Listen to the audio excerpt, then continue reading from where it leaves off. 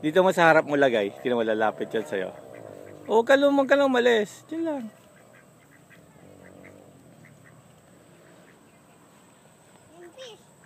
Huwag sa fish, sa duck na lang. Lagi natin pinapakain yung fish eh. Damihan mo.